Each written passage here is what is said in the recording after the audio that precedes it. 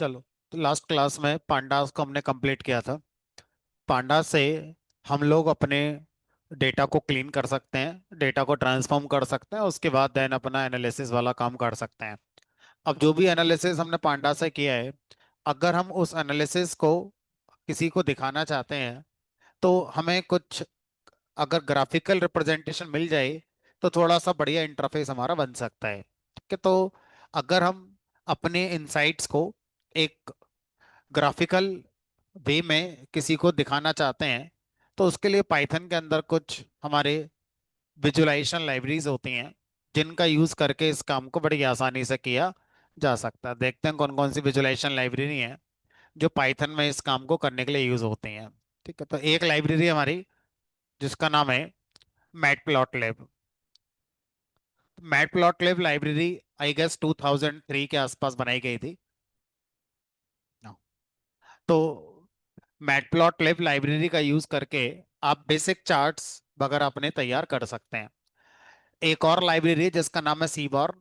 ये 2013-14 के आसपास बनाई गई थी। थोड़ा सा एडवांस चार्ट्स इसके अंदर आपको मिल जाते हैं। और एक और लाइब्रेरी है प्लॉटली, और ये लाइब्रेरी बनाई गई थी वेब के साथ, अगर आप कुछ अपने चार्ट्स क्रिएट करना चाहते हैं उसके लिए।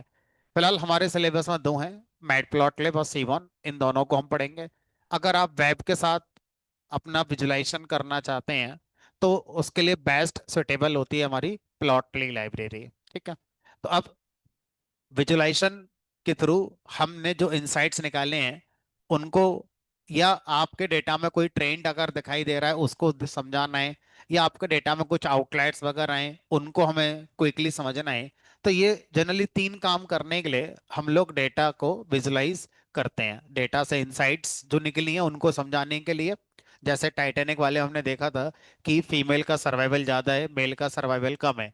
अब इस बात को हम ग्राफिक्स में कई तरह से दिखा सकते हैं। पहला तरीका है कि आप एक पाई चार्ट बना सकते हैं, और इस पाई चार्ट में इस तरह से दिखा सकते हैं। ज्यादा वाला जो एरिया है ये हमारा हो गया फीमेल का सर्वाइवल, और ये मेल का सर्वाइवल है। तो ग्राफिकली समझ में आ रहा है कि ये एरिया कम है तो यहाँ पर वैल्यू कम होगी, यहाँ वैल्यू ज्यादा होगी। इसी काम को करने के लिए आप अपना कॉलम चार्ट बना सकते हैं, बार चार्ट बना सकते हैं। लाइक फीमेल ज्यादा सरवाइव हुए हैं तो फीमेल के लिए एक हमने हाइट ज्यादा दे दी अपने चार्ट की, और मेल के लिए कम दे दी। तो इससे समझ में आ रहा है कि हाँ यहाँ पर कुछ ज्यादा, यहाँ पर कुछ कम की बात हो रही है। तो ये हम टेक्स्ट में सब जानते हैं। अब इसी चीज को ग्राफिकली समझाना है तो फिर हम इस तरह से आसानी से समझा सकते हैं। ठीक है, तो इंसाइट्स को ग्राफ में दिखाना।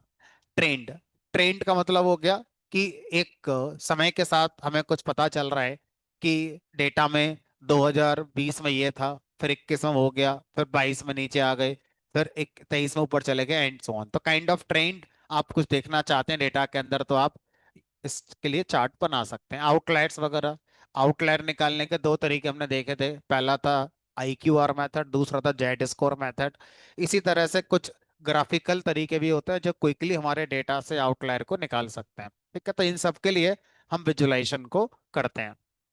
अब अलग अलग चार्ट हैं, ये उनके नाम लिखे हुए हैं, और अलग अलग इनका यूज केस होता है। ऐसा नहीं है कि कोई भी चार्ट दूसरे के लिए अल्टरनेट होगा कि मर्जी ये लगा लो मर्जी वो लगा लो, नहीं।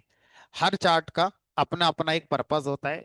किस तरह के डेटा पर आप उस चार्ट को दिखाते हो, किस तरह के डेटा पर आप ऐसे समझ सकते हो कि मेरे पास कोई न्यूमेरिक कॉलम है मान लीजिए। अब उस न्यूमेरिक कॉलम पर मैंने कोई चार्ट बनाना है, तो न्यूमेरिक कॉलम का चार्ट बनाने का तरीका अलग हो सकता है वो कैटेगोरिकल डेटा है, कैटेगोरिकल डेटा का चार्ट बनाने का तरीका आपका अलग होता है। आपके पास हो सकता है कोई डेटा डेट टाइम वाला है, हो सकता है कोई डेटा आपके पास जियोग्राफिक वाला है जिसमें लैटिट्यूड लॉन्गिट्यूड है। तो अलग अलग तरह के डेटा के लिए अलग अलग चार्ट हमारा जनरली सुटेबल होते हैं। ठीक है, कोई चार्ट ऐसा है जो सिंगल कॉलम पे चलता है, दूसरे की जरूरत ही नहीं है। और कोई चार्ट ऐसा है जो कम से कम दो कॉलम होने चाहिए, तब आपका बनेगा। तो जो हम पाइथन के अंदर डेटा विजुलाइजेशन पढ़ते हैं ये जनरली 2D तक ही हम लोग कर पाते हैं। 3D का बहुत बेसिक सपोर्ट है, उससे ज्यादा का नहीं है। तो जब हम 2D और 3D शब्द का इस्तेमाल करते हैं तो हम पाइथन प्रोग्रामर की नजर से सोचें कि मान लीजिए मेरे पास टाइटैनिक वाला डेटा था, अब इस टाइटैनिक वाले डेटा में हमारे पास बहुत सारे कॉलम है, C1 C2 C3 C4 C5। तो इसमें यह कहा जा रहा है कि एक कॉलम को आप एक्स पे ले आओ, एक कॉलम को आप वाई पे ले आओ। ठीक है। तो इस तरह से 2 डायमेंशन पे आप अपने ग्राफिक्स को दिखा सकते हैं। इसमें कोई आपका जेड डायमेंशन जैसा टॉपिक फिलहाल हमारे पास नहीं है। ठीक है। अब एक एक करके इनको पढ़ना शुरू करते हैं। तो सबसे पहला हमारा चार्ट होता है जिसका नाम है हिस्टोग्राम। तो हिस्टोग्राम का जो कॉन्सेप्ट है, चलो इसको पहले करते हैं उसके बाद देखेंगे। तो पहले तो इंपोर्ट करेंगे मैटप्लॉटलिब। तो मैटप्लॉटलिब एक पैकेज का नाम है। इस पैकेज के अंदर आपको एक मॉड्यूल मिलता है जिसका नाम है पाईप्लॉट। तो दो तरीके हैं, या तो आप ऐसे इंपोर्ट कर सकते हो फ्रॉम मैटप्लॉटलिब इंपोर्ट पाईप्लॉट, या दूसरा तरीका है इंपोर्ट मैटप्लॉटलिब डॉट पाईप्लॉट। अब इसकी अलाइसिंग कर लेते हैं एज पीएलटी। ये लाइब्रेरी थर्ड पार्टी लाइब्रेरी है, 2003 में बनाई गई थी। एनाकोंडा के साथ बंडल्ड आती है। एनाकोंडा पर अगर आप प्रैक्टिस कर रहे हैं तो उसके लिए अलग से हमें इसको फोकस नहीं करना। हाँ, अगर आप VS कोड आइडल चला रहे हैं तो फिर आपको पिप इंस्टॉल करना पड़ेगा मैटप्लॉटलिब के लिए। तो हिस्टोग्राम का पर्पस क्या होता है उसको देखते हैं। हिस्टोग्राम का पर्पस होता है किसी सिंगल न्यूमेरिक कॉलम, ऐसा न्यूमेरिक कॉलम जो कंटिन्यूअस वैल्यू कंटेन करता है। कंटिन्यूअस मतलब 1 और 2 के बीच में 1.2 भी हो सकती है, 1.5 भी हो सकती है, 1.8 भी हो सकती है। एक होता है डिस्क्रीट न्यूमेरिक। डिस्क्रीट न्यूमेरिक मतलब 1 2 3 4 5 6 7 8 9। ठीक है। एक होता है कंटिन्यूअस न्यूमेरिक। कंटिन्यूअस मतलब कोई वैल्यू इंटीजर फ्लोट कुछ भी हो सकती है। ठीक है। तो हिस्टोग्राम जनरली हमारा क्या करता है, हमारा किसी भी न्यूमेरिक कॉलम के लिए आपका काउंट बताने का काम करता है कि किस इंटरवल में कितनी वैल्यूज हमारी लाई करती हैं। एग्जाम्पल के तौर पर इस क्लास में अगर आपसे कहा जाए बहुत सारे स्टूडेंट हैं, अब मुझे ये पता करना है कि कितने स्टूडेंट ऐसे हैं जिनकी एज 20 से 22 है, कितने ऐसे हैं जिनकी 20 से 24 है, कितने स्टूडेंट ऐसे हैं जिनकी 24 से 26 है। तो इस तरह के पर्पस के लिए है कि आपके पास कोई एक न्यूमेरिक कॉलम है और इस न्यूमेरिक कॉलम में बहुत सारी वैल्यूज आ रही हैं। आप ये समझना चाहते हैं कि काउंट ऑफ वैल्यूज, कितनी वैल्यूज ऐसी हैं जो इस रेंज में आती हैं, कितनी वैल्यूज ऐसी हैं जो इस रेंज में आती हैं, and so on so on so on. तो इस पर्पस के लिए हम किसका यूज करते हैं, हिस्टोग्राम का यूज करते हैं। तब इसको सीखने के लिए हम टाइटैनिक वाले डेटा को एक बार पिक्चर में लेकर आते हैं, है ना, जिससे थोड़ा बेटर अंडरस्टैंडिंग हमारी हो जाएगी। तो इंपोर्ट पांडास भी करना पड़ेगा। Import pandas as PD। Titanic वाले डेटा को ले आइए, PD dot read underscore CSV।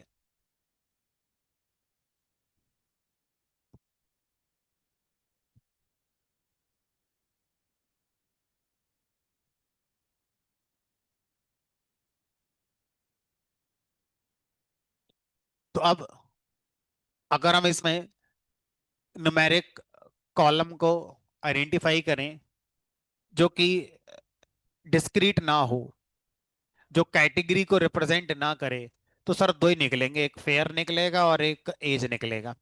बाकी न्यूमेरिक है बट इसका काउंट का कोई सेंस नहीं है। ये तो पैसेंजर आईडी है। सर्वाइव्ड में दो ही वैल्यू है, पैसेंजर क्लास में तीन ही वैल्यू है। एज का नहीं पता, कुछ भी हो सकती है। हाँ, ये पता है मिनिमम एज क्या हो सकती है और मैक्सिमम एज क्या हो सकती है। ठीक है। अब मुझे इस बात का आंसर चाहिए कि मोस्ट ऑफ द पैसेंजर्स किस एज ग्रुप के हैं। क्वेश्चन पूछा गया, गिवन है टाइटैनिक डेटा सेट, उसमें क्वेश्चन पूछा जा रहा है कि मोस्ट ऑफ द जो पैसेंजर्स हैं वो किस एज ग्रुप से बिलोंग करते हैं। तो अब हम क्या कर सकते हैं, सबसे पहले हम मिनिमम एज मान के चलते हैं, चलो 0। ठीक है।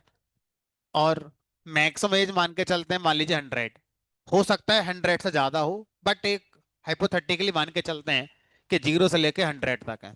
अब हम क्या करेंगे, इसमें इंटरवल्स क्रिएट करेंगे। तो हिस्टोग्राम में इंटरवल्स क्रिएट करने होते हैं। तो मान लीजिए मैं 10-10 के इंटरवल क्रिएट कर लेता हूँ। 0 से 10 ये हो गया, 10 से 20 एक इंटरवल हो गया, 20 से 30, 30 से 40, 40 से 50, 50 से 60, 60 से 70, 80, 90, 100।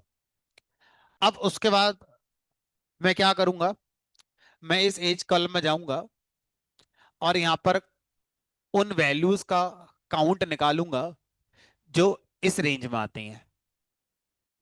मान लो इस रेंज में अगर मैं जस्ट फॉर एग्जांपल निकाल कर दिखाऊं कि जहां पर tf.age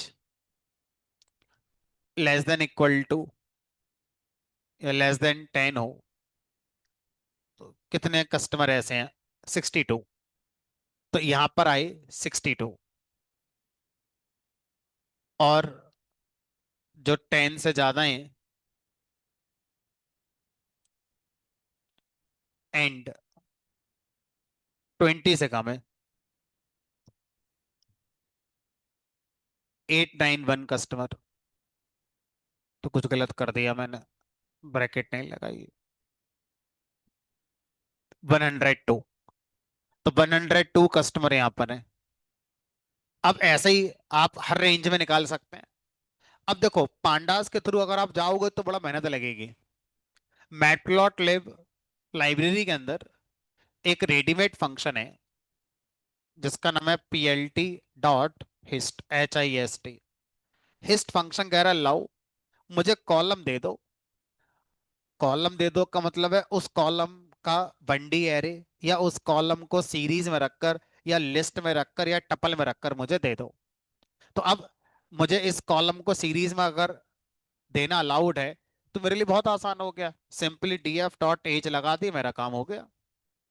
अब ये क्या कह रहा है, ये कह रहा है कि गिनती मैं खुद कर लूंगा, बस मुझे इंटरवल बता दो कि कितने इंटरवल बनाने हैं और कितने कितने गैप पर बनाने हैं। जैसे आपने सोचा 0 से 10, आप 0 से 5 सोच लो, आप 5 से 10 सोच लो, तो आपको बताने पड़ेंगे अपने इंटरवल्स। तो इंटरवल्स बताने के लिए बिन्स नाम से एक आर्गुमेंट यूज किया जाता है, और बिन्स आर्गुमेंट के अंदर हम अपने इंटरवल को पास करेंगे लिस्ट की फॉर्म में। मान लो मैंने पहला इंटरवल दिया 0 से 10। अब ये इंटरवल्स जो होंगे वो कंटिन्यूअस होंगे। अब अगला 10 से शुरू होगा, बस उसका एंड बता दो। तो इस तरह से लिखने का मतलब है एक इंटरवल 0 से 10 हो गया, एक इंटरवल 10 से 20 हो गया। तो अब एक 20 से 30 कर दो, 30 से 40 कर दो, तो ऐसे ही लिख दो सर। रेंज फंक्शन से भी लिख सकते हो, ज्यादा लंबा लिखना है तो आप रेंज फंक्शन से भी लिख सकते हो, ऐसे करके। तो ये तो हमारा अभी तुक्का है कि हम इतना ले रहे हैं, हो सकता है इस इंटरवल में कोई मिले ही ना, हो सकता है सब यहीं पे खत्म हो जाए। तो हमने अपना सेफ साइड एक एज को सोचा और 0 से 100 तक लेना शुरू कर दिया। अब उसके बाद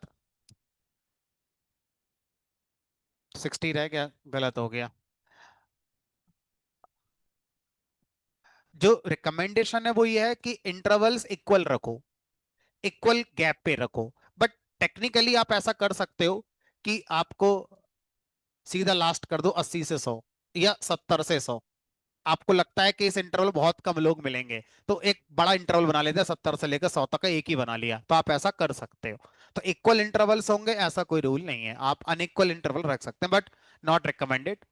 तो मैं इक्वल इंटरवल के साथ पहले बना रहा हूं। उसके बाद ये लाइन लिखते ही अपने आप इंटरवल बनेंगे, और उन इंटरवल में जो वैल्यूज आएंगी अपने आप उनकी काउंटिंग होगी। आपको कोई स्लाइसिंग करना, शेप लगाना, काउंट मेथड लगाना कुछ नहीं करना, सब बिहाइंड द सीन अपने आप होगा। अब आप उस हिस्टोग्राम को देखना चाहते हैं तो आप लिखेंगे plt.show and this is your histogram. अभी रूखा रूखा है, थोड़ा सही करेंगे सर। अभी जो हिस्टोग्राम आया है, इस हिस्टोग्राम में एक अंदाजा तो मुझे लग रहा है, यहां पर जो वर्टिकली रेक्टेंगल एरिया जो नजर आ रहा है ऐसे करके, इसको हम बोलते हैं बिन। दिस इज कॉल्ड बिन, जिसको आप बिल्डिंग कह सकते हो क्रिकेट की भाषा में।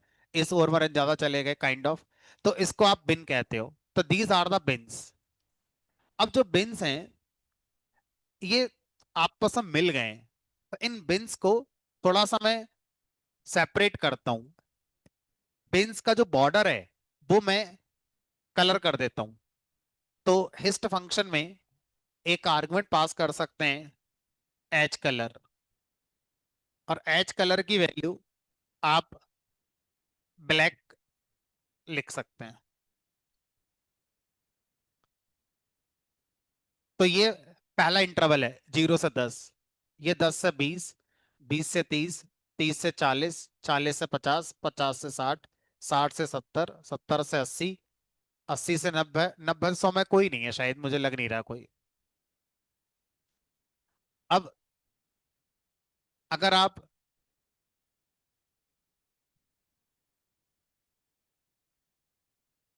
इन बिन्स की हाइट को देखें, तो बिन्स की हाइट क्या बताती है? Count, count of values in this interval. तो 0 से 10 इंटरवल में कितनी वैल्यूज आई? ये। तो अब इसको मान लो एक्स एक्सिस, इसको मान लो वाई एक्सिस। तो वाई एक्सिस पे आपका काउंट आता है। काउंट को फ्रीक्वेंसी भी कहते हैं कई बार। तो इंटरव्यू के अंदर पूछ सकते हैं कि कौन सा ग्राफ फ्रीक्वेंसी को हमारा डिस्ट्रीब्यूट करके बता सकता है, तो आप बोलेंगे हिस्टोग्राम। इसी क्वेश्चन को ऐसे पूछ सकते हैं, कौन सा ग्राफ हमारी वैल्यूज के काउंट को समझा सकता है कि किस रेंज में कितनी वैल्यूज आती हैं, फिर से आंसर है हिस्टोग्राम। ठीक है। इस क्वेश्चन को ऐसे पूछा जा सकता है, किसी भी कंटिन्यूअस कॉलम में वैल्यू के डिस्ट्रीब्यूशन को समझने के लिए कौन सा ग्राफ यूज करें, फिर से आंसर है हिस्टोग्राम। ठीक है। तो अब यहां पर ये 50, 100, 150, 200, तो इसका मतलब एक अंदाजा मैं लगाऊं तो 0 से 10 इंटरवल में जितने पैसेंजर गए थे वो 50 से ज्यादा हैं, उनकी काउंट की संख्या 60 के आसपास, 55 के आसपास मान लो। अब अगर आपसे कहा जाए कि ज्यादातर जब पैसेंजर गए थे वो किस एज ग्रुप के रहे होंगे, फिर 20 से 30 एज ग्रुप के, कितने? More than 200। तो एग्जैक्ट इससे पता नहीं चल रहा है, लेकिन एक आइडिया पता चल रहा है कि हाँ हमारा इतने गए होंगे। एग्जैक्ट के लिए फिर आपको एक्स्ट्रा कोड और लिखना पड़ेगा। ठीक है, कैसे लिखना पड़ेगा बता देंगे अभी। तो अब ये हो गया 20 to 30। अब क्वेश्चन सर ये आता है कि मान लीजिए किसी की एज एग्जैक्ट 10 है, तो वो इस वाले बिन में काउंट होगा या इस वाले बिन में काउंट होगा? तो जो हमारा बिन का बॉर्डर होता है उस पर जो वैल्यू अगर आई है तो उसकी काउंटिंग नेक्स्ट बिन में होगी, सेम बिन में नहीं होगी। तो ये 0 से 10 में 0 इंक्लूसिव है, 10 एक्सक्लूसिव है। अगला वाला 10 to 20, 10 इसमें आ गया और 20 एक्सक्लूसिव। लेकिन अगर आप यहां पर आओगे तो फंस जाओगे। मान लो किसी की एज 100 हो गई, तो अब अगला तो कुछ है ही नहीं। तो लास्ट वाला बिन बोथ इंक्लूसिव होता है, ये भी इंक्लूसिव, ये भी इंक्लूसिव। तो इस बात को ध्यान रखना, इंटरव्यू के अंदर ये बहुत पूछा जाता है कि बॉर्डर पर जो वैल्यू आती है बिन के, वो किस बिन में काउंट होती है। तो आप आंसर देंगे कि नेक्स्ट बिन में काउंट होती है, लेकिन लास्ट बिन के लिए बॉर्डर की वैल्यू सेम बिन में काउंट होती है, दोनों इंक्लूसिव हमारे उसके अंदर होते हैं। ठीक है। तो अब अगला पॉइंट क्या है? अगला पॉइंट ये है कि सर यहां पर जो आप देख रहे हैं इनको बोलते हैं एक्स टिक्स, और जो यहां पर आप देख रहे हैं इनको बोलेंगे वाई टिक्स। एक्स टिक्स से हमें इंटरवल्स डिफाइन करने की फैसिलिटी मिलती है, और वाई टिक से हमें काउंट की वैल्यू डिफाइन करने की फैसिलिटी मिलती है। हमने कुछ नहीं बताया, तो ऑटोमेटिकली क्या हो गया, हिस्टोग्राम ने हमारे लिए इंटरवल के लिए टिक मार्क जनरेट कर दिए। और काउंट के लिए अपने आप से टिक मार्क जनरेट कर दे। तो हमें रिकमेंड किया जाता है कि आप काउंट के टिक मार्क तो खुद कंट्रोल ना करें, ये auto generated based on data रखें। लेकिन जो इंटरवल के टिक मार्क्स हैं, एक्स टिक्स, इनको आप खुद कंट्रोल करें, जिससे रीडेबिलिटी और अच्छी हो सकती है। जैसे मैं चाहता हूं सर मेरे टिक मार्क भी इंटरवल के बराबर बने, 0 से 10, 10 से 20। अभी 0-20 टिक मार्क है, बट इंटरवल 10-10 के बने हुए हैं।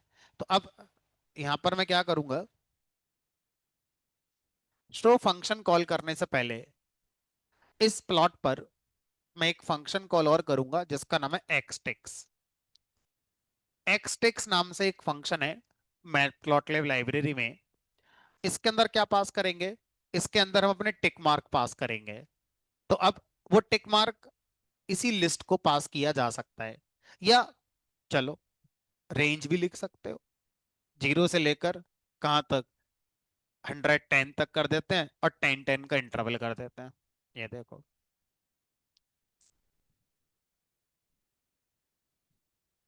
तो अब जो इंटरवल्स हैं वही आपके टिक मार्क हो गए, थोड़ा रीडेबिलिटी ठीक ठाक हो गई।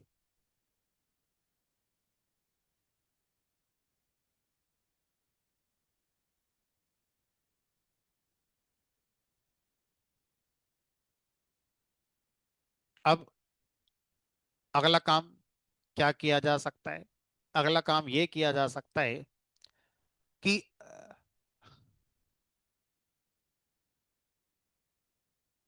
आप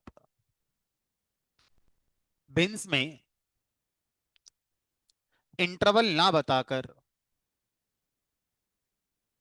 बिन्स में इंटरवल्स ना बताकर नंबर ऑफ बिन्स बता सकते हैं। आपने कह दिया 5।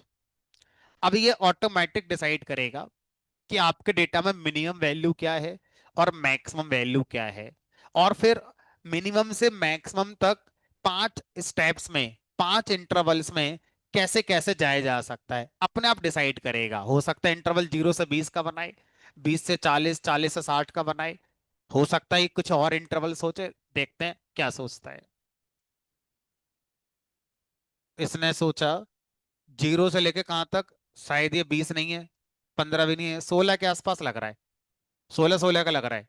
देखो 16, फिर 16 का ये, 16 से लेके 32 तक, फिर 16 का ये, है ना, 48 तक, फिर 16 का ये, और फिर 16 का ये।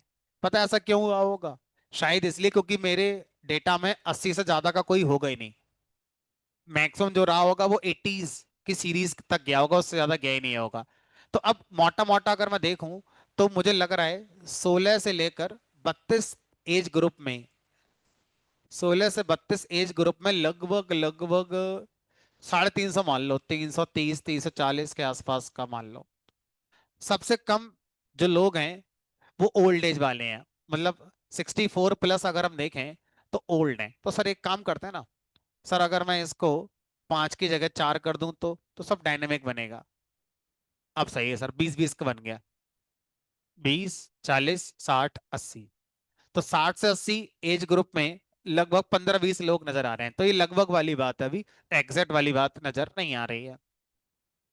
और बाकी आप जो भी देख रहे हैं समझ पा रहे हैं।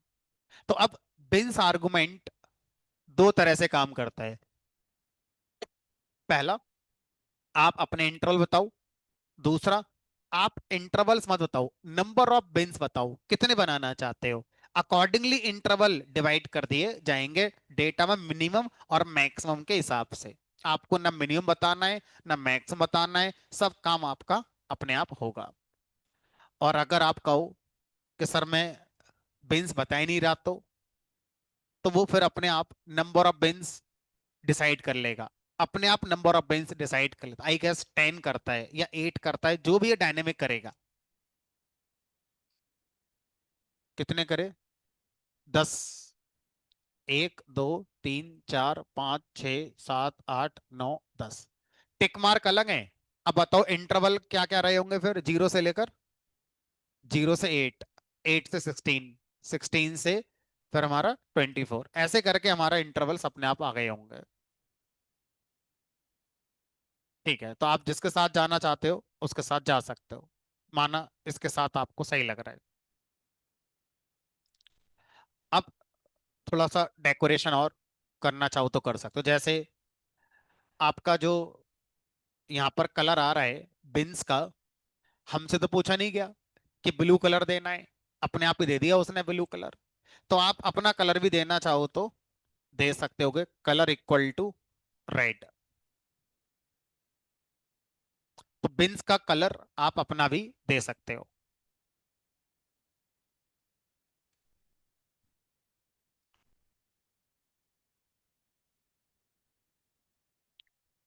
कुछ ऐसे कलर्स हैं जिनका एक्रोनिम या एब्रीवेशन चल जाता है, मतलब शुरू का सिंगल लेटर ही चल जाएगा, सिर्फ आर लिखोगे तो भी चल जाएगा।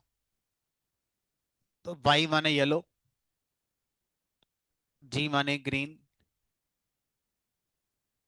पी माने पिंक, होता तो है ही, तो पी माने पर्पल भी होता है। तो हो सकता है मना कर दे कि पूरा लिखो, हम नहीं समझ रहे इसे, तो पूरा ही लिखना पड़ेगा। अब चल गया।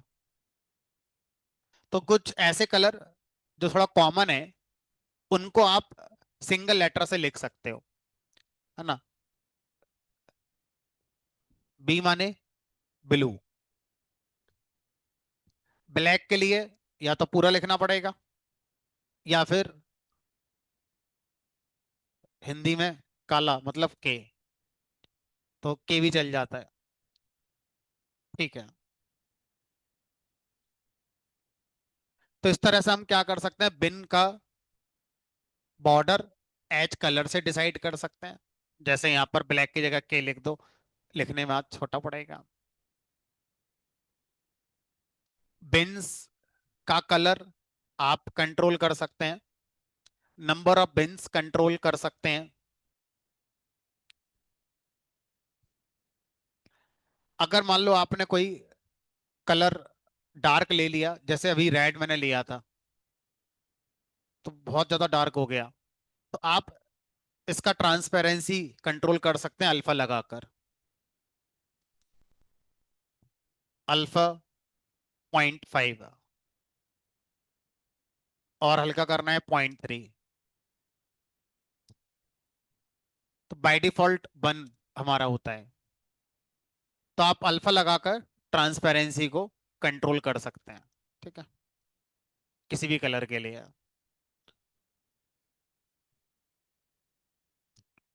अब जो मैं बता रहा हूँ इसमें कुछ नहीं रखा है, जो काम की बात थी वो खत्म हो चुकी है। अब तो बस देखने में अच्छा लग रहा है, कैसे और लगेगा वो वाली बात हो रही है।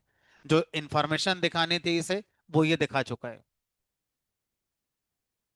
अब अगला काम हम क्या कर सकते हैं, मान लो मैं यहाँ पर इसको अगर क्लाइंट को दिखाना चाहूं, तो मुझे पता है कि ये हमारा एज बाइस पैसेंजर के काउंट को समझाने वाला हिस्टोग्राम है। लेकिन कहीं इसमें लिखा है, अगर मैं इसका मोबाइल से पिक्चर लेकर क्लाइंट को व्हाट्सअप करूं तो उससे क्या समझ में आएगा क्या दिखा रहे हो ये। तो हम क्या कर सकते हैं, हम अपने प्लॉट को और रीडेबल कर सकते हैं। कैसे करेंगे, शो करने से पहले आप ये बताओ एक्स पर क्या है। ठीक है, तो आप लिखेंगे plt dot x level. X level function क्या करता है, एक्स एक्सिस पर आप क्या लिखकर चल रहे हो वो आपका बताता है। तो आप लिख दिया मान लो एज, एक्स एक्सिस पर आप एज दिखा रहे हो, देखो लिखकर आ गया एज।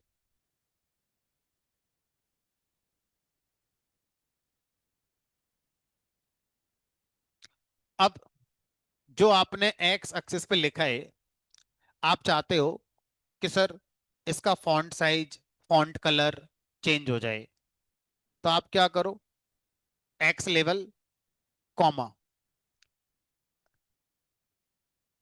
अब यहां लिखोगे साइज इज इक्वल टू 20।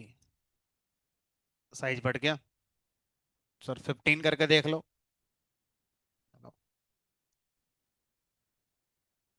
और सर इसका भी कलर ब्लैक से चेंज कर सकते हैं, हमने कहा colour equal to B, blue colour हो गया।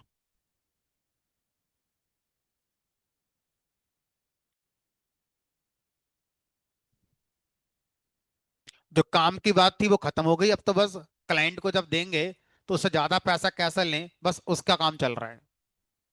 ज्यादा अच्छा लगेगा देखने में, ज्यादा अच्छा बिकेगा हमारा, काम की बात तो आ चुकी है। अब सर ऐसे ही बाई पर हम बता देते हैं काउंट, कि बाई पर जो लिखा है वो काउंट लिखा हुआ है। तो पीएलटी डॉट वाई लेवल।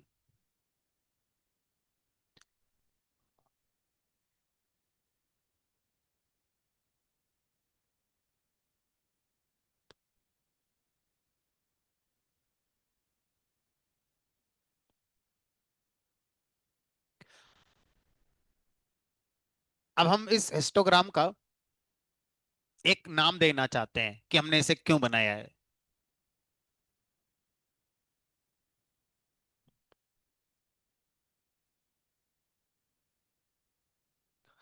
तो आपको अपना डेटा पता ही है क्या चल रहा है ना।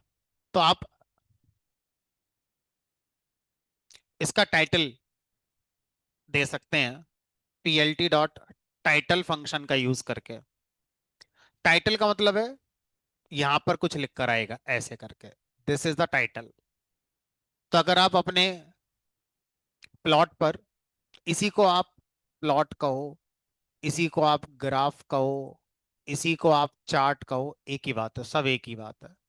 कुछ लोग ग्राफ कहते हैं, कुछ लोग चार्ट कहते हैं। प्लॉट थोड़ा टेक्निकल टर्म हो गया, लेमन टर्म नहीं रहा। तो ग्राफ या चार्ट आप कह सकते हो। ठीक है।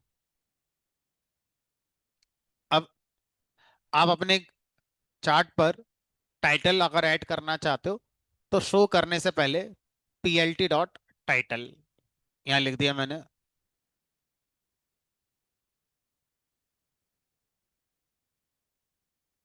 As wise passenger count.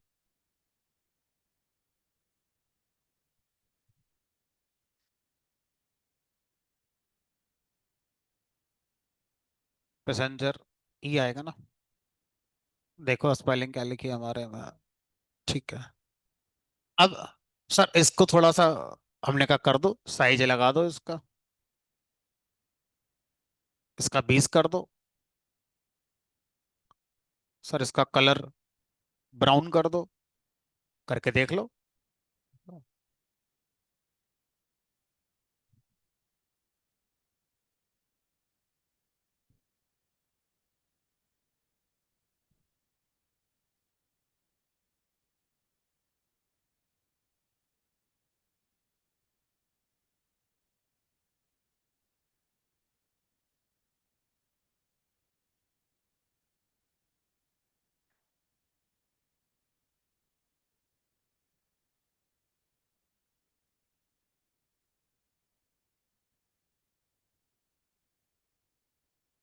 अगर आप चाहते हो कि सर बीच वाले टिक मार्क ना आए, 0 से 20, 20 से 40, 40 से 60, बस इतने इतने आए, तो फिर अपना एक्स टिक देना पड़ेगा।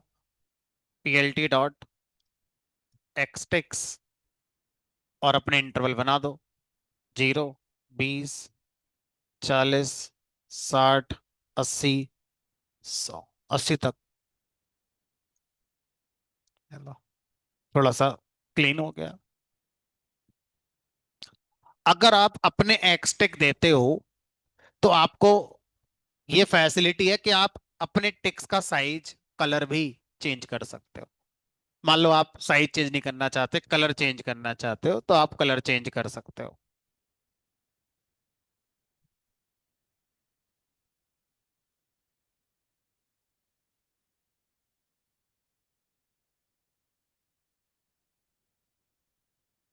तो अपने हिसाब से देख लो क्या देना है।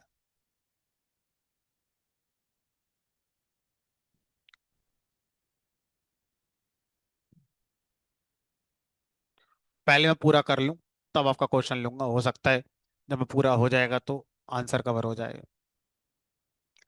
अब ये मैंने यहाँ पर इतना अपना बना दिया।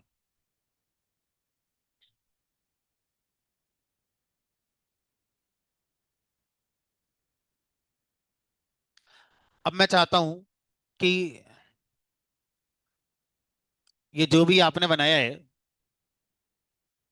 इसको हम सेव कर दें, ताकि कल को कोई मुझसे पूछे तो दोबारा कोड रन ना करना पड़े जुपिटर खोल के। मैं इसको एक इमेज में सेव करना चाहता हूँ, जेपीजी पीएनजी कोई सी भी। तो अगर आप अपने चार्ट को बनाने के बाद, अभी इसमें हम बहुत सारे कस्टमाइजेशन और कर सकते हैं, बट अगले चार्ट्स में कुछ और ज्यादा कर लेंगे। तो शो फंक्शन की जगह आप फंक्शन यूज करेंगे save figure. Save figure function क्या करता है, जो भी आपने अभी फिगर बनाया है, मतलब चार्ट बनाया है, उसको सेव कर देगा। कहाँ, किस नाम की इमेज में, आप बताओ। तो मान लो मैंने इसका नाम कर दिया एज डिस्ट्रीब्यूशन डॉट पीएनजी। अब ये इमेज अगर मैं ऐसे लिखूंगा तो सी ड्राइव के अंदर बन जाएगी, और सिर्फ नाम बताऊंगा तो करंट वर्किंग डायरेक्टरी के अंदर बन जाएगी।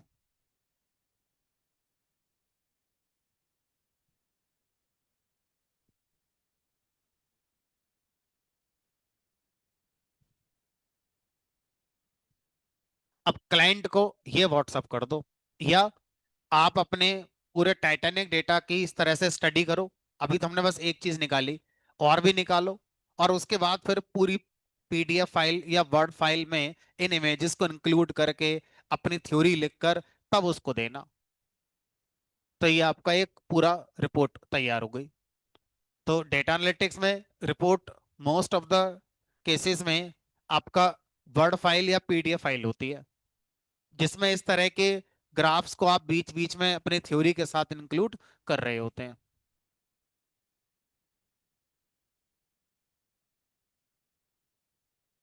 यहाँ पर जब काउंट हुआ है तो मिसिंग वैल्यू इग्नोर हो गई, ध्यान रखना, क्योंकि जो हमारा हिस्टोग्राम है, जिस कॉलम की वैल्यू काउंट करेगा उस कॉलम में मिसिंग वैल्यू को इग्नोर करके काउंट करेगा।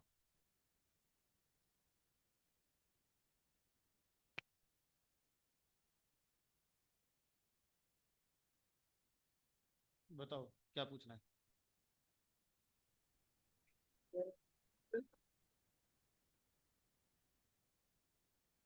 हेलो। वॉइस नहीं आ रही आपकी।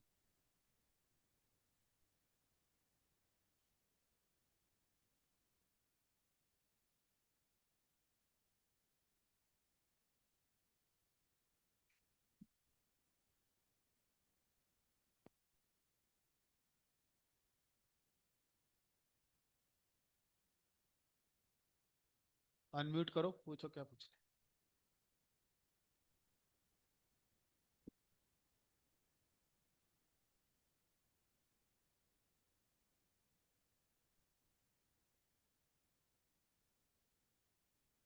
आवाज आ नहीं रही है आपकी, या तो मेरी तरफ कोई दिक्कत है या आपकी तरफ, कह नहीं सकते।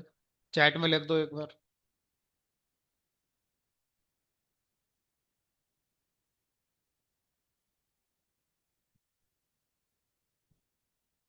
चलो अब मुझे बताओ,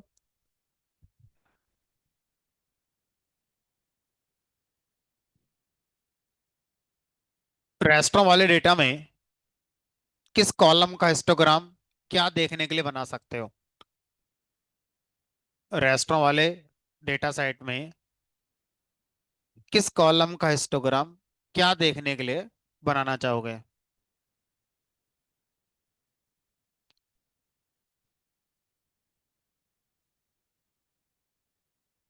कौन से,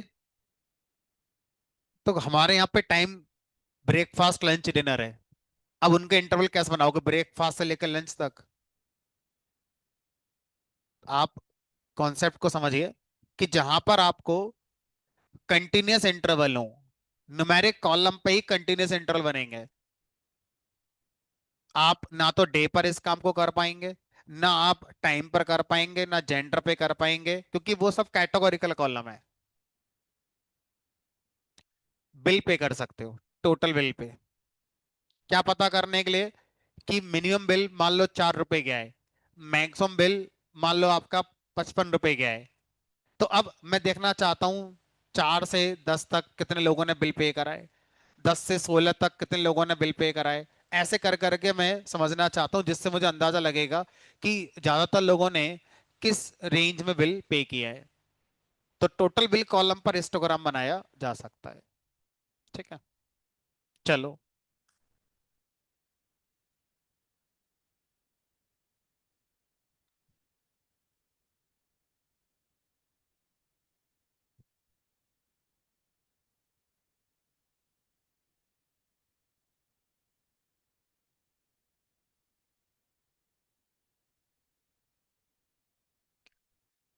आगे बढ़ते हैं। Histogram is used to visualize distribution of a continuous data by dividing it into bins and counting the number of data points in each bin. Continuous data को आपका बिन्स में डिवाइड करता है, बिन्स मतलब इंटरवल में divide करता है, और हर इंटरवल में कितने पॉइंट आए उनको बताता है। तो हिस्टोग्राम हो गया x level, by level, x take, Y take, title, show और सेव फिगर। ये फंक्शन हमारी समझ में आ जाते हैं। ठीक है, चलो अब अगला जो आप लोग सोच रहे थे कि मुझे अगर रेस्टोरेंट वाले डेटा में ये पता करना है किस दिन कितने कस्टमर आते हैं, जेंडर वाइज कितने आते हैं, या टाइटैनिक वाले डेटा में ही मुझे पता करना है कितने लोग मेल सरवाइव हुए और कितने फीमेल सरवाइव हुए। सेम स्टोरी, डिक्टो सेम, विथ कैटेगोरिकल।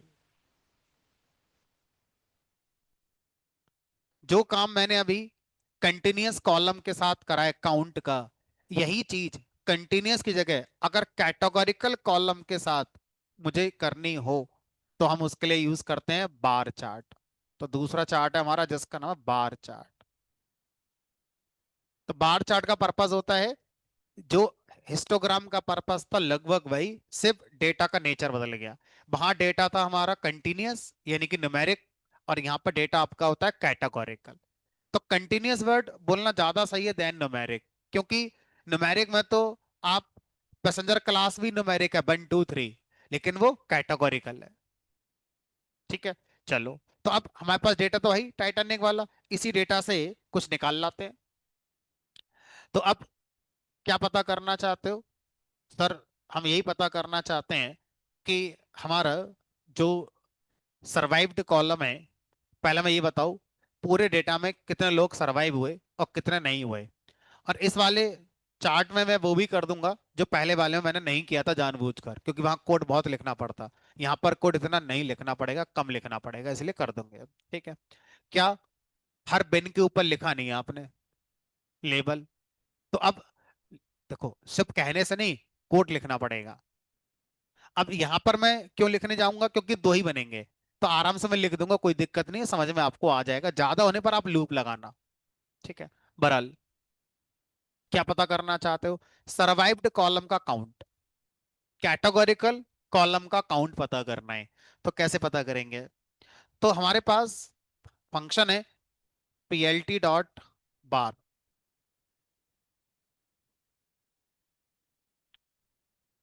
तो बार चार्ट क्या करता है? Count of categorical values in A column हमें बताता है कि इस कॉलम में ये वाली कैटेगरी पर कितनी वैल्यू है, दूसरी कैटेगरी पर कितनी वैल्यू है, सो डैट आप उनका कंपैरिजन कर पाओ।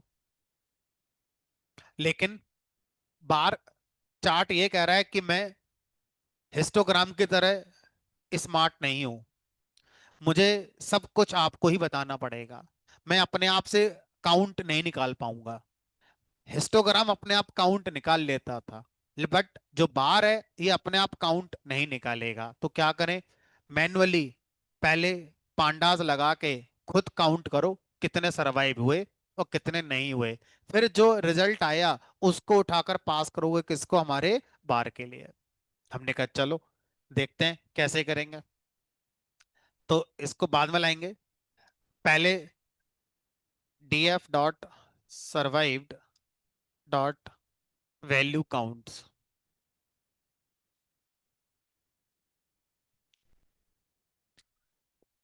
05491 342 पता चल गया। अब आ जाओ सर, PLT डॉट बार। सबसे पहले आपको यहाँ बताना है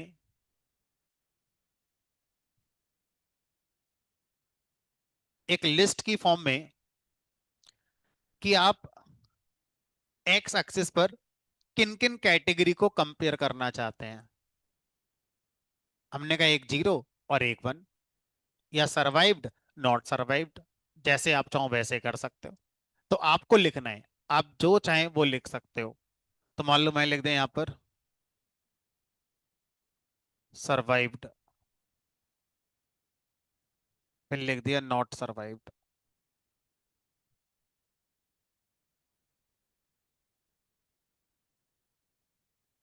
उसके बाद उसके बाद दूसरी लिस्ट में आपको पास करना पड़ेगा जो सर्वाइव्ड की बिल्डिंग बनेगी, इस बिल्डिंग की ऊंचाई कितनी होगी, मतलब ये जो रिजल्ट है ये। अब यहाँ पर बार चार्ट में जो बिल्डिंग वर्टिकल दिखती है, इसको बिन नहीं कहते, इसको बोलते हैं बार। तो बार और बिन दोनों लगभग एक जैसे शब्द हैं, सिर्फ नेचर डेटा का क्या था, उसके अकॉर्डिंग अलग अलग नाम है। बिन वही चीज है कंटिन्यूअस डेटा के साथ, यही चीज कैटेगोरिकल डेटा के साथ बार कहलाती है। तो इस वाले बार की हाइट कितनी जाएगी, मतलब इसका रिजल्ट क्या है। तो हमने कहा पहले वन वाले का दिखाएंगे। तो वन वाले का रिजल्ट क्या है, थ्री। ध्यान रखना ऑर्डर, पहले आपने सर्वाइव्ड लिखा है फिर नॉट सर्वाइव्ड लिखा है। तो दूसरी लिस्ट में पहले इस वाले का रिजल्ट पास करोगे, इसका काउंट पास करोगे। तो सर्वाइव्ड का काउंट है 342 और इसका काउंट हमारा 549। पहले तो ऐसे ही चला देते हैं, फिर थोड़ा सा इसको डेकोरेट कर लेंगे।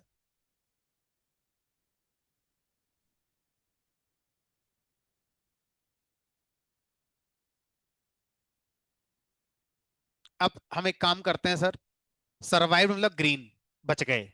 नॉट सर्वाइव मतलब रेड, खतरा, है ना। तो अब हम क्या कर सकते हैं, वहां भी कर सकते थे, वहां मैंने नहीं करा क्योंकि वहां पर 5 6 10 आ रहे थे, बहुत लिखना पड़ता। यहाँ पर कम लिखकर काम हो जाएगा। हम क्या कर सकते हैं, सबसे पहले तो एच कलर देना चाहो तो दे सकते हो।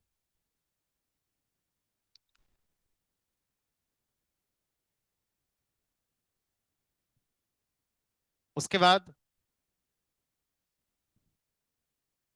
कलर, सर दोनों का रेड हो गया।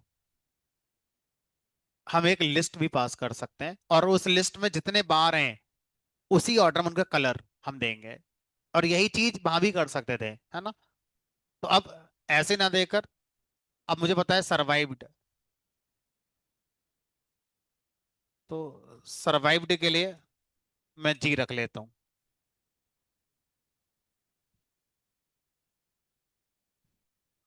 अब देखो टाइटल आप लगवा लोगे, टाइटल में कोई दिक्कत नहीं है ना। अब जो चीज एक बार पढ़ ली है उसको कोशिश कर रहे हैं कि बार बार कोई फायदा नहीं, लिखकर कुछ नया पढ़े। अब जैसे यहाँ पर कुछ नए पॉइंट हो गया, ठीक है। अब इसमें एक चीज और नहीं कर देते हैं सर, इस बार लिख दो 342 और 549।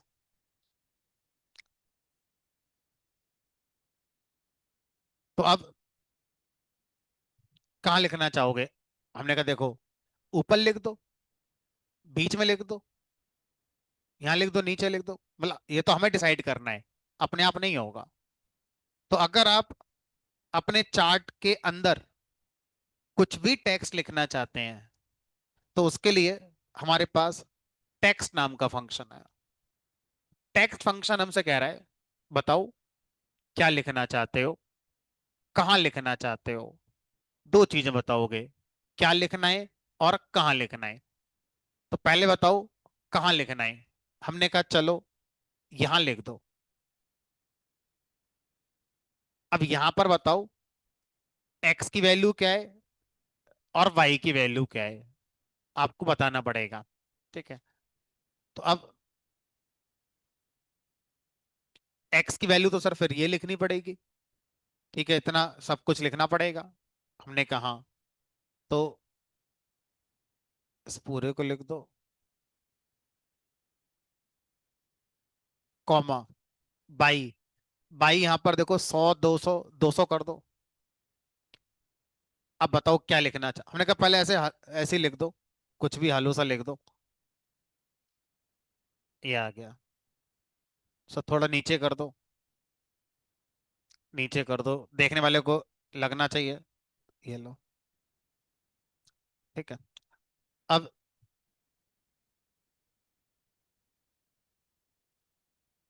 हलो की जगह सर वो संख्या लिख दो, कितनी है, 342। ये लो। तो सर ऐसे दूसरे का भी लिखना पड़ेगा। हमने कहा दूसरे का भी लिख दो, एक काम करो, इसका कलर कर दो वाइट।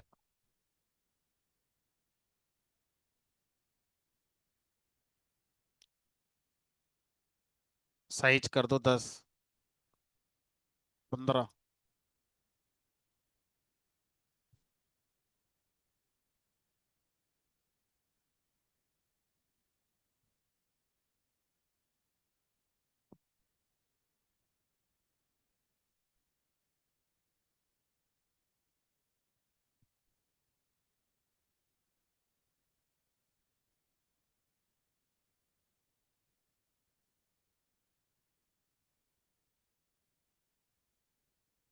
अब आपका वो ऊपर टॉप पे ला दो।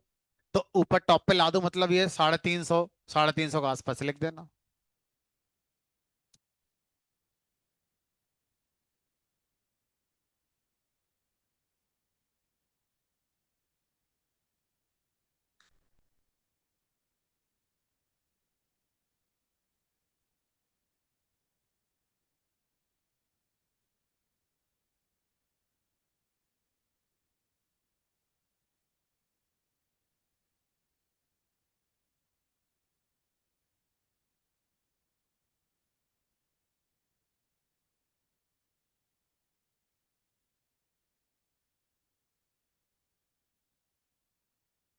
सेंटर में लाने के लिए फिर एक्स्ट्रा कोड और लिखना पड़ेगा भाई। जो आपके आपने यूज करे हैं ना, एक्स लेवल, वो सिर्फ न्यूमेरिक यूज करने होंगे।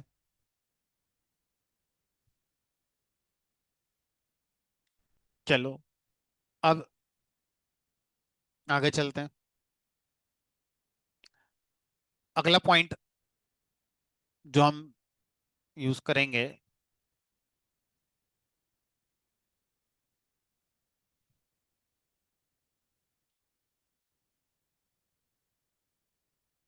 सेम जो चीज आप बार चार्ट से करते हैं, यही चीज अगर आप स्पेस थोड़ा बचाकर करना चाहते हो, एक गोला बना के, तो इसको बोलते हैं पाई चार्ट। तो पाई चार्ट का काम भी यही होता है कि अगर आप अपने count of values bar chart पे ना दिखाकर, काउंट ऑफ वैल्यूज को अगर आप दिखाना चाहते हैं एक सर्कल शेप में, तो आप यूज कर सकते हैं पाई चार्ट के लिए भी।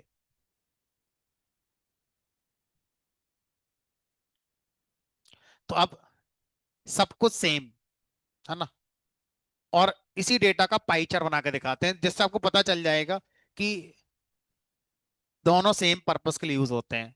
plt.py।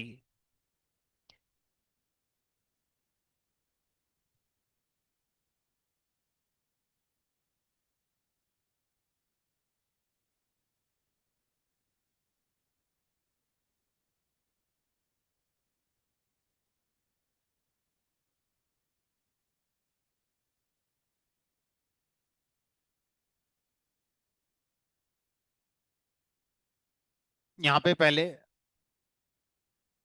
वैल्यू बतानी है, उसके बाद फिर लेबल्स बताने हैं। पहले रूखा रूखा देख लेते हैं, फिर थोड़ा बहुत सही करने की कोशिश करेंगे।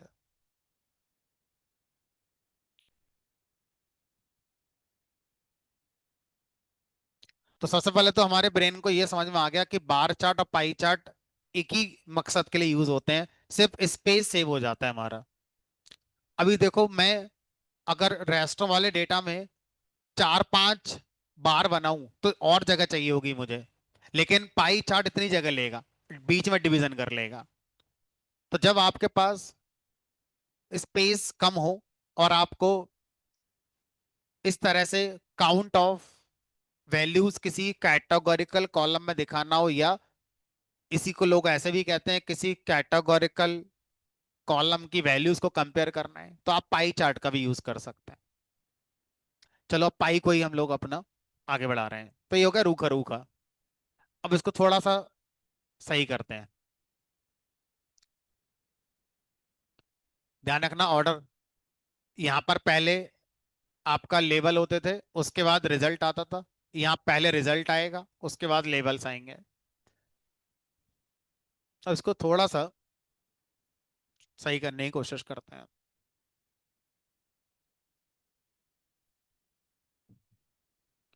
देखो कलर, क्या जैसे वहां आता था यहाँ आ रहा है? तो एक बार देख लेते हैं।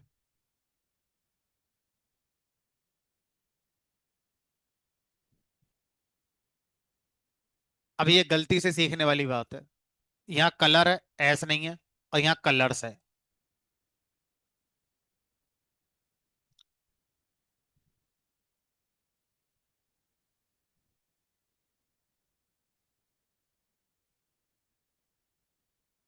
अब पाई चार्ट कब यूज करना चाहिए, ये मैं आपको बता देता हूँ। पाई चार्ट बेसिकली ये कह रहा है कि मुझे तब लाओ जब आप काउंट की जगह परसेंटेज में रिजल्ट देखना चाहते हो। परसेंटेज मतलब ओवरऑल 891 है, कितने परसेंट सरवाइव हुए, कितने परसेंट नहीं हुए। रादर देन एग्जैक्ट काउंट, आप परसेंट में डेटा देखना चाहते हो। ऐसा इसलिए कहा जाता है क्योंकि पाई चार्ट में ऑटोमेटिक फीचर होता है परसेंट कैलकुलेट करने का, जबकि बार चार्ट में अगर आप यही रिजल्ट परसेंट में देखना चाहते हो तो मैनुअली आपको परसेंट निकाल के कैलकुलेट करके तब दिखाना पड़ेगा। पाई चार्ट के अंदर काउंट से परसेंट बनाने का ऑटोमेटिक फीचर होता है। अब मैं वो करके दिखाता हूं, तो यहां लिखेंगे ऑटो परसेंटेज, तो एक आर्गुमेंट है ऑटो पीसीटी। ऑटो पीसीटी का साउंड है ऑटो परसेंटेज। हम परसेंटेज कंप्यूट करना चाहते हैं कि ये 342 टोटल का कितना हुआ। तो यहां लिखेंगे परसेंटेज किस में कंप्यूट करना है, हमने कहा इंटीजर में, तो परसेंटेज आई। परसेंटेज आई क्या करेगा, इंटीजर में कंप्यूट करके देखो अपने आप लिख देगा। और सर अगर मैं फ्लोट में करवाऊं तो परसेंटेज एफ, फ्लोट में आ गया। 38% हमारा सरवाइव हुए हैं और 61% सरवाइव नहीं हुए हैं। यही रिजल्ट था हमारा। सर ये दशमलव के बाद बहुत ज्यादा वैल्यूज आ रही हैं, इनको कंट्रोल करो। तो यहाँ लिखेंगे 0.2f, दशमलव के 2 स्थानों तक जाना चाहिए।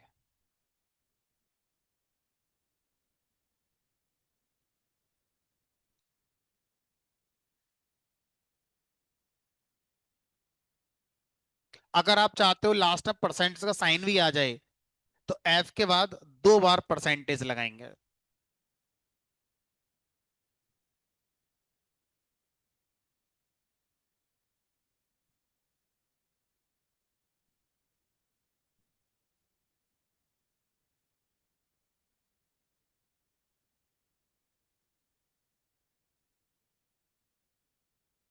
इसमें फॉन्ट, कलर, साइज, वो सब भी आप अपना दे सकते हो। क्रिकेट में एक बैट्समैन ने कुछ रन बनाए, कितना परसेंट ऑफ साइड पे, कितना परसेंट ऑन साइड पे, पाई चार्ट। एक इलेक्शन में 4 पार्टी खड़ी हुई, पहली पार्टी को इतना परसेंट सीट मिला, दूसरी पार्टी को इतना परसेंट सीट मिला। ये वाला तो एकदम एग्जैक्ट पाई चार्ट से दिखाते हैं इलेक्शन वाले भी, है ना। तो इलेक्शन में बहुत यूज होता है, पॉलिटिक्स में पाई चार्ट का बहुत यूज होता है।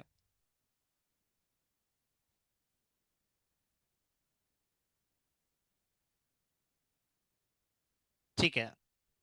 और कितना डेकोरेट करना चाहो अपना कर सकते हो। तो bar chart count of values, pie chart count की जगह परसेंटेज ऑफ वैल्यूज को दिखाने के लिए हम लोग यूज करते हैं। चलो एक और चार्ट देखो। अब तक जो चार्ट थे ये कुछ इंसाइट्स निकालकर या तो खुद दे देते हैं जैसे हिस्टोग्राम, या फिर आपको निकालकर इनको डेटा देना होता है जैसे बार और पाई। तो बार और पाई में आप अपनी पहले अपना कंक्लूजन निकाल लो, कितना कितना क्या हुआ, फिर ये बस दिखाने वाला काम करेंगे। ठीक है। अब एक है हमारा ट्रेंड दिखाने वाला काम करता है। ट्रेंड दिखाने वाला काम का मतलब है कि आपके पास कोई ऐसा डेटा होगा जिसमें टाइम का फैक्टर होगा। तो जब हम ट्रेंड शब्द का यूज करते हैं कि हम डेटा में ट्रेंड देखना चाहते हैं, तो ट्रेंड का मतलब होता है कि एक्स पर कोई ऐसा फैक्टर हो जो टाइम को रिप्रेजेंट करता हो, और वाई पर वो फैक्टर है जिसका ट्रेंड आप देखना चाहते हो। एग्जाम्पल के तौर पर अगर मैं आपसे कहूं age height trend over age, मुझे ये देखना है कि एज के साथ साथ हाइट के बढ़ने का क्या ट्रेंड है। तो जो टाइम वाला फैक्टर होता है उसको एक्स पे रखते हैं, और जिसको आप मॉनिटर करना चाहते हो, जिसके ट्रेंड को समझना चाहते हो, उसको वाई पे रखते हैं। तो अब एज रखेंगे एक्स पर और हाइट रखेंगे वाई पर। कॉमन सेंस कहता है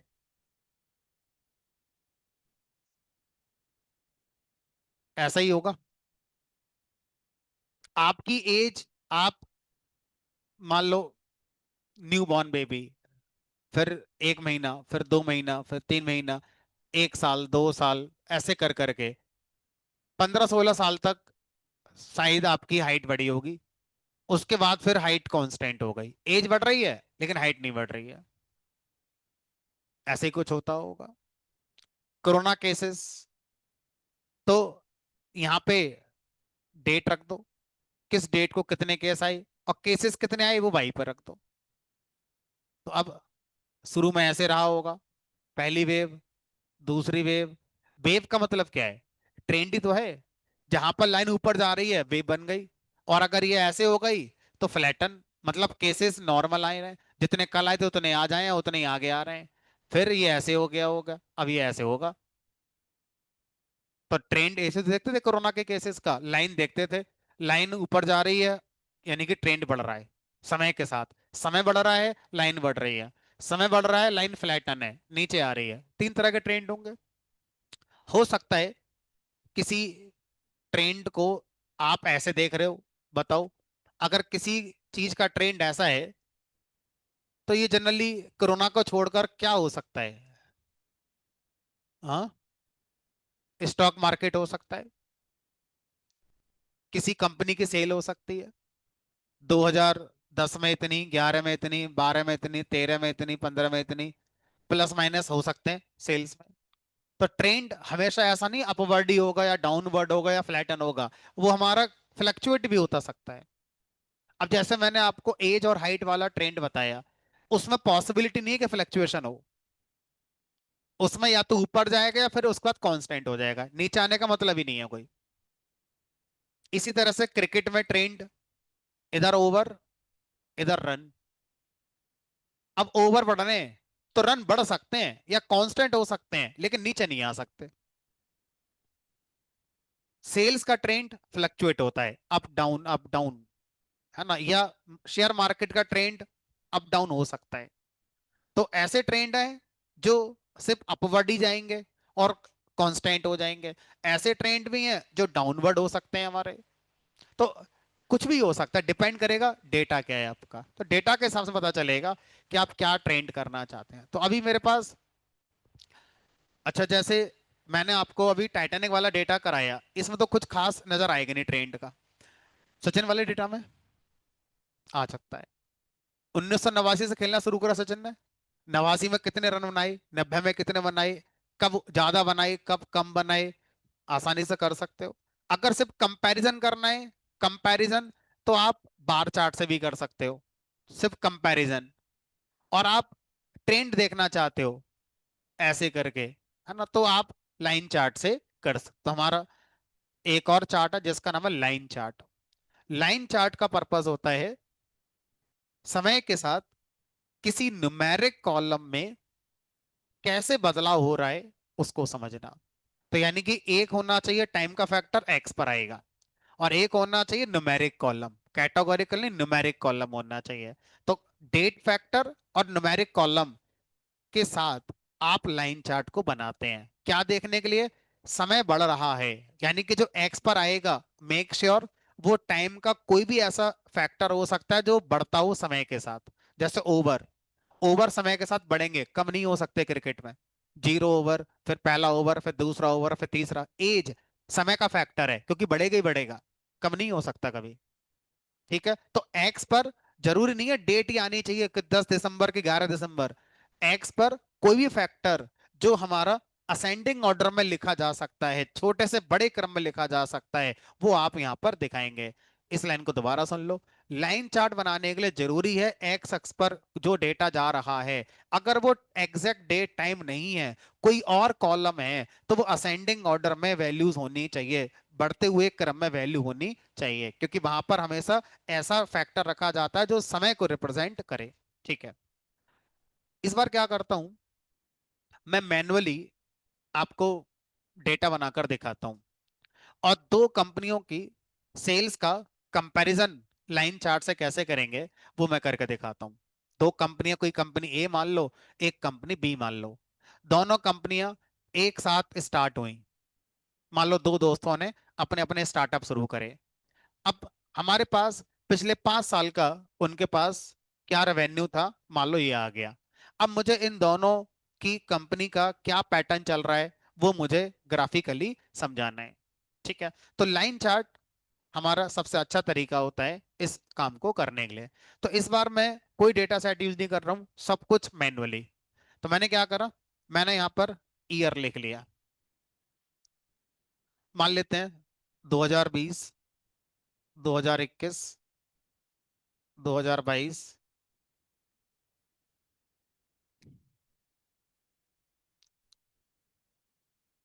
20, 21, 22, 23, 24। तो 5 साल का मैंने रख लिया। सेल्स ऑफ कंपनी ए, मान लेते हैं जो सेल्स है वो सीआर में है, करोड़ में है। तो 2020 में कंपनी ए की जो सेल थी, मान लो 5 करोड़ थी। 2021 में बढ़कर वो मान लो 6 करोड़ हो गई। 2022 में 9 करोड़ हो गई।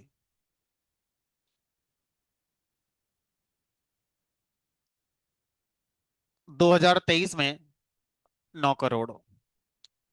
2024 में हमारा 7 करोड़ हो गई। मान लेते हैं, ऐसे डमी फिगर है सारे। दूसरी कंपनी है जिसकी सेल्स हमें मिली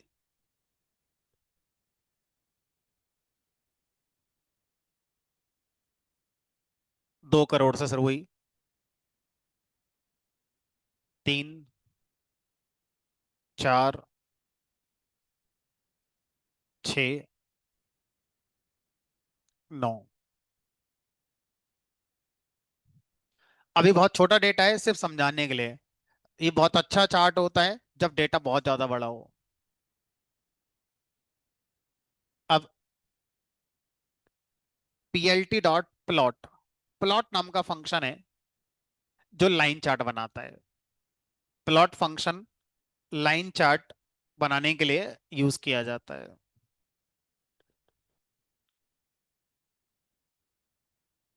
प्लॉट फंक्शन कह रहा है सबसे पहले मुझे वो एरे दो जो एक्स पर आप रखना चाहते हो। हमने कहा ईयर, एक्स पर टाइम का फैक्टर आ गया, कॉमा। अब पहली कंपनी की सेल दो सेकंड आर्गुमेंट में, हमने कहा ये लो। रूखा रूखा शुरू करते हैं बस इतने से। अभी दूसरी कंपनी पिक्चर में नहीं है, सिर्फ एक कंपनी है। इमेजिन करो, डेटा तो दिख ही रहा है, कैसे आनी चाहिए। 5 से बढ़कर 6 हो गई, फिर 9 हो गई, फिर कांस्टेंट हो गई, फिर नीचे आ गई, कुछ ऐसे आनी चाहिए।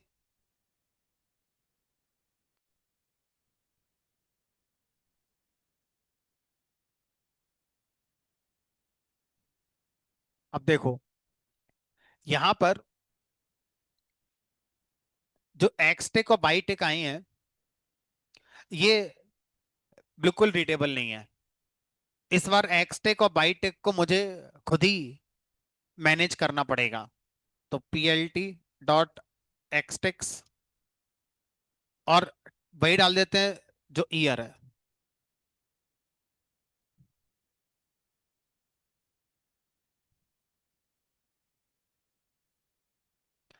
ऐसा हो सकता है कि कोई दूसरी कंपनी 2015 से चल रही हो और 2025 में भी हो, तो हम बीच का कंपैरिजन भी कर सकते हैं। डेट मीन्स कि मैं यहां पर जब आपको ईयर दे रहा हूं, तो आप ईयर को बढ़ा भी सकते हैं। मान लो मैंने रेंज फंक्शन से यहां डाल दिया 2020 से लेकर 2026 तक, और एक एक का गैप है तो 25 तक आ जाएगा। आगे भी जा सकते हैं, ऐसा नहीं है कि उतना ही दिखाना है, और पीछे भी जा सकते हैं। वाई टेक्स ठीक है, चलो ऑटो जनरेट हो रहा है, होने देते हैं।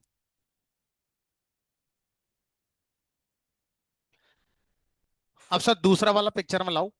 तो जहां पहला वाला मैंने पीएलटी डॉट प्लॉट करा है, उसी के नीचे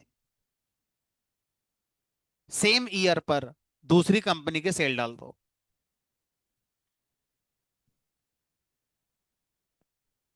अपने आप दूसरी लाइन के लिए दूसरा कलर आ गया। तो अब मोटा मोटा हमें यह समझ में आ रहा है कि दोनों कंपनियां 2020 में स्टार्ट हुई।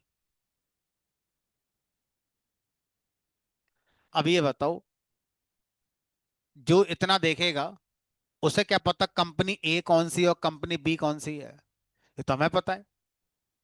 तो अब यहां पर जब हम लाइन चार्ट में दो अलग अलग लाइंस को कंपेयर करने की बात करते हैं, तो उन लाइंस की आइडेंटिटी भी हमें देनी चाहिए। लाइंस की आइडेंटिटी देने के लिए एक और फंक्शन है जिसका नाम है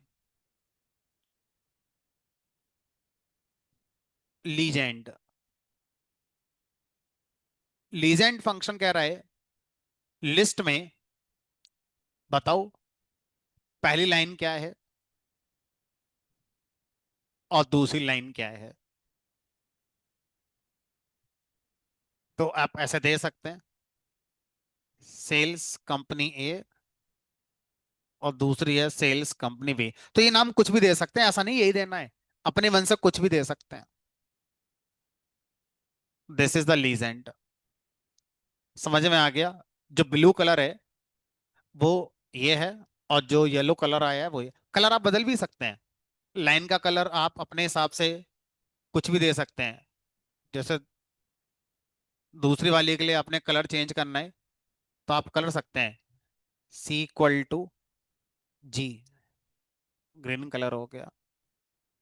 पहले वाले कलर कुछ और देना चाहो तो कुछ और दे सकते हो। अब यहाँ देखो कलर लिखोगे तो भी चल जाएगा, और सी लिखोगे तो भी चल जाएगा।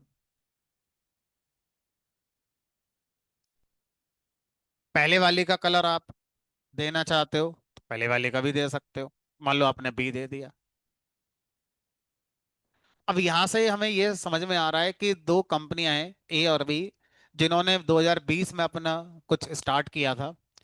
तो 2020 में कंपनी ए हमारा अच्छा परफॉर्म कर रही थी, देन कंपनी बी 2021 में भी सेल्स एक ही अच्छी हुई है, 2022 में भी यही है, 23 में भी यही है, लेकिन 24 में कुछ ऐसा हुआ कि ए की सेल्स कम हो गई और बी की सेल्स ज्यादा हुई।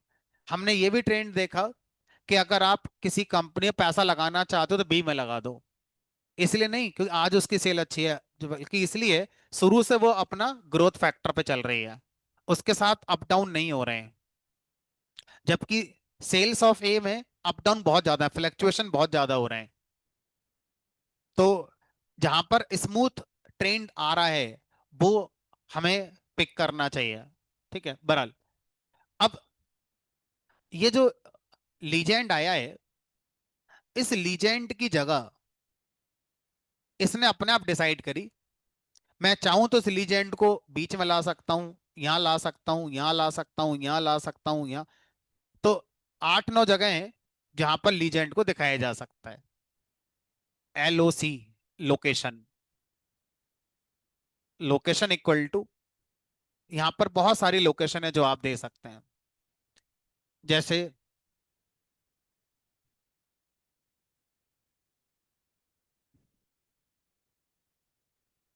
ये आ रहा है, अपर लेफ्ट, अपर राइट, मालूम upper right, lower left, lower right, यहाँ आ गया। अब देखो यहाँ पर लाइन के बीच में थोड़ा सा ये सही नहीं लग रहा है, तो हमने कहा भाई ऑटो, अपने आप डिसाइड करो कहाँ पर भीड़ नहीं है ना। तो ऑटो में नहीं चला, देखो इसका दूसरा मीनिंग क्या होगा। बेस्ट, ऑटो नहीं है, बेस्ट है।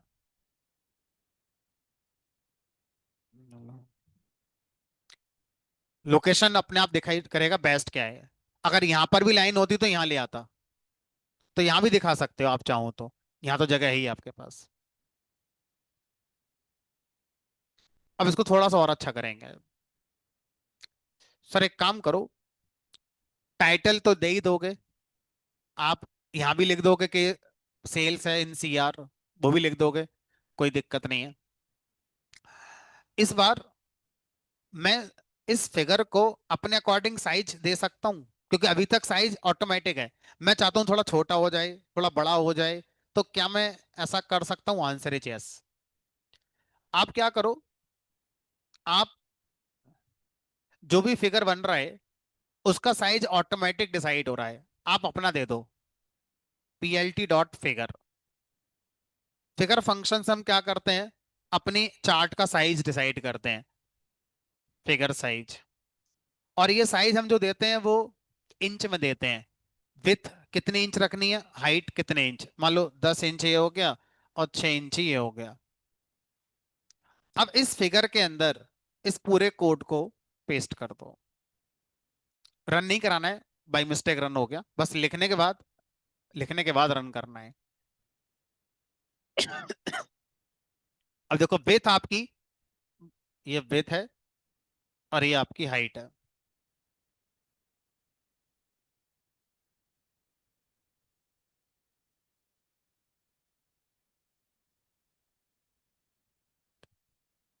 आप अगर वाई टिक्स को, जैसे एक्स टिक दिया है, वाई टिक को देना ही चाहते हो तो आप अपना दे भी सकते हो कि भाई 1 से लेकर 20 तक दे दो।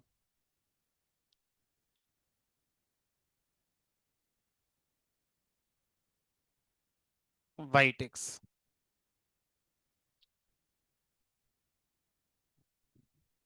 15 दे दो। लो।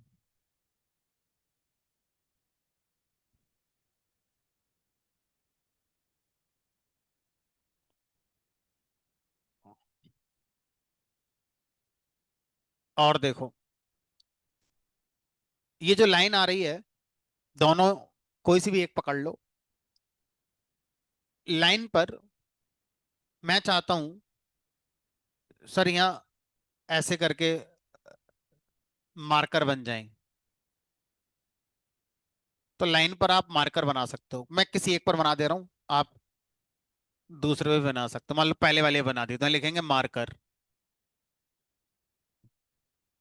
मार्कर कौन सा बनाना है, हमने कहा स्क्वायर, तो marker equal to S, square marker बन जाएगा। दूसरी वाली पर कुछ और बनाना हो, देखने में अच्छा लगे, ओवल, ओवल मतलब सर्कल मार्कर बन जाएगा।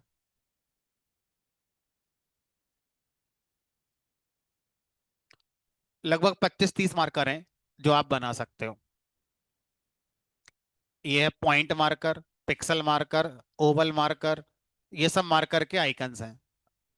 डायमंड मार्कर, स्टार मार्कर, इन सबको यूज कर सकते हो।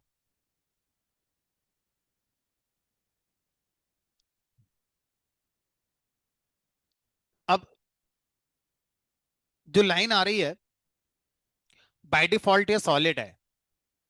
अगर मैं इसको डॉटेड लाइन बना दूं या डैश लाइन बना दूं तो लिखेंगे यहाँ पर लाइन स्टाइल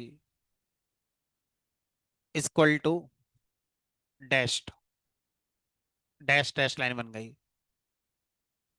यहाँ लिख सकते हो line style equal to solid, तो बाय डिफॉल्ट सॉलिड होता है। टोटल 4 तरह की लाइन होती हैं, सॉलिड, डैश, डैश डॉट और डॉटेड लाइन।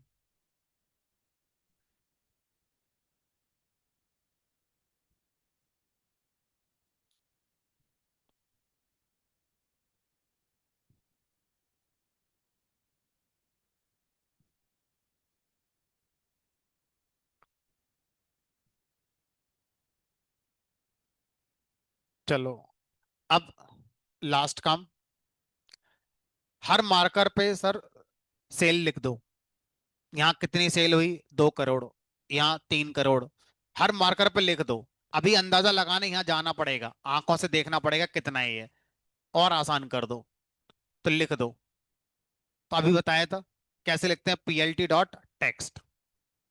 तो थोड़ा दिमाग लगाना पड़ेगा, पाइथन के बचपन का थोड़ा सा यूज होगा। पीएलटी डॉट एक्स, एक्स की वैल्यू 2020, मैं यहाँ लिख रहा हूँ अभी इस पहले वाले पर। एक्स ये हो गया, वाई हो गया 2, क्या लिखना चाहते हो, हमने लिख दिया 2 CR। सर थोड़ा ऊपर कर दो, तो 2.2 कर दो, सही है। थोड़ा सा लेफ्ट कर दो, थोड़ा सा लेफ्ट का मतलब हो गया 2020, तो ये हो गया, माइनस कर दो 0.5, सर बहुत ज्यादा हो गया, 0.1। हाँ अब सही है। अब सर यहाँ भी लिख दो, तो सोचो, 1, 2, 3, 4, 5, 6, 7, 8, 9, 10 बार लिखना पड़ेगा। पाइथन के बचपन में जाते हैं, और एक लूप हमने सीखा था जिप फंक्शन के साथ। तो लिखेंगे यहाँ पर for X comma Y in zip, और एक्स पर हम ईयर रख रहे हैं, और बाई पर हमने सेल्स कंपनी ए की रखी है, पहले कंपनी ए की निपटा रहे हैं। अब ये कोड इस लूप में डाल दिया। अब यहां पर एक्स में थोड़ा सा माइनस करना है, तो जो एक्स आया उसमें माइनस ये कर दिया। अच्छा, जो वाई आ रहा है उसमें थोड़ा सा प्लस करना है, +0.2 कर दिया। और जो यहां आ रहा है, जो वाई आ रहा है वो, और साथ में CR मैसेज,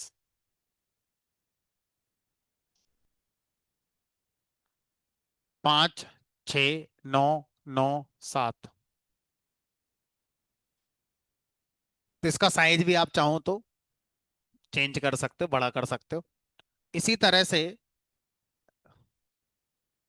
जो लूप हमने लगाया है इसके लिए, ऐसे ही एक लूप और लगा सकते हो जिसमें सेल्स कंपनी बी की डाल दो।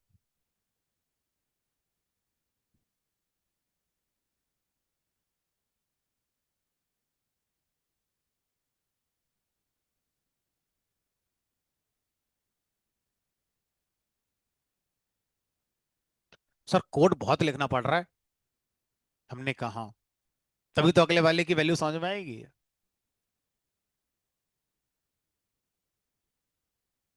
अगला वाला फिर पैसे ही मांगेगा, ये फ्री है, यहाँ दिमाग की जरूरत पड़ रही है।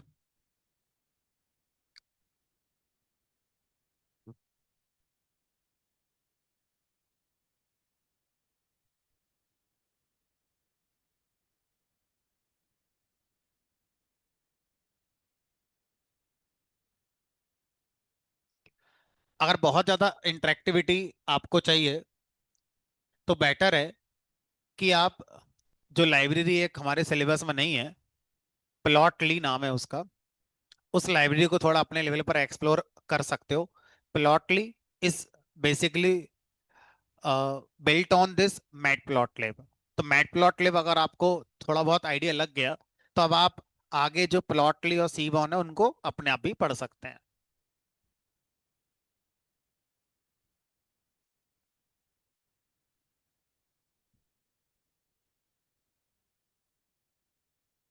अब मैं आपको टास्क ये दे रहा हूँ, सचिन वाले डेटा का जो 4 विजुअल मैंने बनाए हैं, pie chart, bar chart, histogram और लाइन चार्ट, अपने आप सोचो कि सचिन वाले डेटा में किस इंफॉर्मेशन को ग्राफिकली दिखाने के लिए कौन सा चार्ट ज्यादा सही हमारा रहेगा।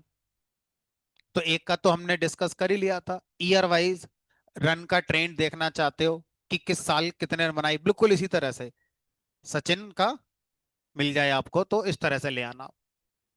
और अगर थोड़ा kaggle.com पे जाओ, थोड़ा माथापच्ची करना चाहो, तो सचिन के इक्विवेलेंट उस टाइम के जो भी प्लेयर्स थे, लाइक ब्रायन लारा हुआ करते थे, या गिलक्रिस्ट हो गए या और भी हो गए, तो कंपेयर कर सकते हो कि 2018 में सचिन कितने रन थे, दूसरे बैट्समैन कितने थे, 19 में इतने थे, इस कितने थे, या सचिन के साथ जो खेलते थे गांगुली वगैरह हो गए या जो भी हो गए, तो थोड़ा सा और आपको सीखने को मिल जाएगा। बट टाइम आपको अच्छा लगाना पड़ जाएगा अपने एंड पर। बट ये श्योर है कि लर्निंग बहुत ज्यादा होगी। तो पहले कोशिश करो, इंडिविजुअल सचिन वाले डेटा पर लाइन चार्ट बनाकर देखो, और टीम वाइज या अपोजिशन वाइज बार चार्ट बनाओ। अपोजिशन वाइज बार चार्ट बनाकर देखो कि किस टीम के खिलाफ सचिन ने कितनी सेंचुरी लगाई, इसका बार चार्ट बनाकर देखना। ठीक है, चलो फिलहाल आज इतना ही। मंडे को कुछ और एडवांस चार्ट मैं आपको पढ़ाऊंगा आउटलायर्स निकालने के लिए, कि आउटलायर्स वगैरह अगर निकालने हो तो क्विकली कैसे निकाल सकते हैं। और जो अभी हमने आज पढ़ा, इसको और ज्यादा अगर हमें एक स्टेप आगे लेके जाना हो तो और कैसे लेके जा सकते हैं, मंडे को मिलेगा।